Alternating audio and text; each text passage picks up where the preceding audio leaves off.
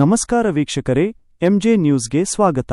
ವಿಜಯಪುರ ನಗರದ ರಹೀಂ ನಗರದಲ್ಲಿ ಗೃಹ ಬಳಕೆ ಎಲ್ಪಿಜಿ ಸಿಲಿಂಡರ್ಗಳ ಅನಧಿಕೃತ ಬಳಕೆ ಹಾಗೂ ಕಮರ್ಷಿಯಲ್ ಸಿಲಿಂಡರ್ಗಳಿಗೆ ಅನಿಲ ವರ್ಗಾವಣೆ ಮಾಡುತ್ತಿದ್ದ ಅಕ್ರಮ ಜಾಲವೊಂದನ್ನು ಆಹಾರ ಮತ್ತು ನಾಗರಿಕ ಸರಬರಾಜು ಇಲಾಖೆ ಹಾಗೂ ಪೊಲೀಸ್ ಇಲಾಖೆ ಜಂಟಿಯಾಗಿ ಭೇದಿಸಿವೆ.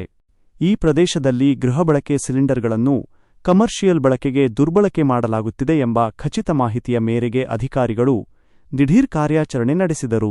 ಈ ಕಾರ್ಯಾಚರಣೆಗೆ ಗಾಂಧಿ ಚೌಕ್ ಪೊಲೀಸ್ ಠಾಣೆಯ ಸಿಪಿಐ ಪ್ರದೀಪ್ ತಳಕೇರಿ ಸಾಹೇಬರು, ಪಿಎಸ್ಐ ಹಾಗೂ ಪೊಲೀಸ್ ಸಿಬ್ಬಂದಿಗಳು ನೇತೃತ್ವ ವಹಿಸಿದ್ದರು. ಇದರ ಜೊತೆಗೆ ಆಹಾರ ಮತ್ತು ನಾಗರಿಕ ಸರಬರಾಜು ಇಲಾಖೆಯ ವಿಜಯಪುರದ ಆಹಾರ ನಿರೀಕ್ಷಕ ಶಂಕರಗೌಡ್ರು ಬಿರಾದಾರ ಅವರ ತಂಡ ಕೂಡ ಕಾರ್ಯಾಚರಣೆಯಲ್ಲಿ ಸಕ್ರಿಯವಾಗಿ ಭಾಗವಹಿಸಿತ್ತು. ದಾಳಿಯ ವೇಳೆ 10 ಕಮರ್ಷಿಯಲ್ ಎಲ್ಪಿಜಿ ಸಿಲಿಂಡರ್ಗಳು ಹಾಗೂ 13 ಗೃಹಬಳಕೆ ಎಲ್ಪಿಜಿ ಸಿಲಿಂಡರ್ಗಳು ಸೇರಿ ಒಟ್ಟು 23 ಸಿಲಿಂಡರ್ಗಳನ್ನು ಅಧಿಕಾರಿಗಳು ಜಪ್ತಿ ಮಾಡಿದ್ದಾರೆ. ಅಕ್ರಮವಾಗಿ ಗೃಹಬಳಕೆ ಸಿಲಿಂಡರ್ಗಳ ಅನಿಲವನ್ನು ಕಮರ್ಷಿಯಲ್ ಸಿಲಿಂಡರ್ಗಳಿಗೆ ವರ್ಗಾವಣೆ ಮಾಡುತ್ತಿರುವುದು ಪತ್ತೆಯಾಗಿದ್ದು, ಸಂಬಂಧಪಟ್ಟವರ ವಿರುದ್ಧ ಕಾನೂನು ಕ್ರಮ ಕೈಗೊಳ್ಳಲಾಗುತ್ತಿದೆ ಎಂದು ಅಧಿಕಾರಿಗಳು ತಿಳಿಸಿದ್ದಾರೆ. ರಹೀಂ ನಗರದಲ್ಲಿ ನಡೆದ ಈ ದಿಢೀರ್ ದಾಳಿಯಿಂದ ಗ್ಯಾಸ್ ದುರ್ಬಳಕೆಯ ಅಕ್ರಮ ಜಾಲ ಬಯಲಾಗಿದ್ದು, ಮುಂದಿನ ದಿನಗಳಲ್ಲಿ ಇಂತಹ ಅಕ್ರಮ ಚಟುವಟಿಕೆಗಳ ವಿರುದ್ಧ ಇನ್ನಷ್ಟು ಕಠಿಣ ಕ್ರಮ ಕೈಗೊಳ್ಳುವ ಸಾಧ್ಯತೆಯಿದೆ.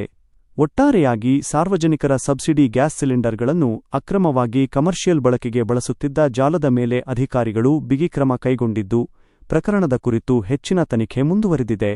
ಇದು ವಿಜಯಪುರದ ಇಂದಿನ ಪ್ರಮುಖ ಸುದ್ದಿ. ಇಂತಹ ಮತ್ತಷ್ಟು ಅಪ್ಡೇಟ್ಗಳಿಗಾಗಿ ನಮ್ಮ ಎಂಜೆ ನ್ಯೂಸ್ ಚಾನೆಲ್ ಅನ್ನು ಮರೆಯದೆ ಸಬ್ಸ್ಕ್ರೈಬ್ ಮಾಡಿ, ಲೈಕ್ ಮಾಡಿ, ಶೇರ್ ಮಾಡಿ ಮತ್ತು ಕಮೆಂಟ್ ಮಾಡಿ. ಧನ್ಯವಾದಗಳು.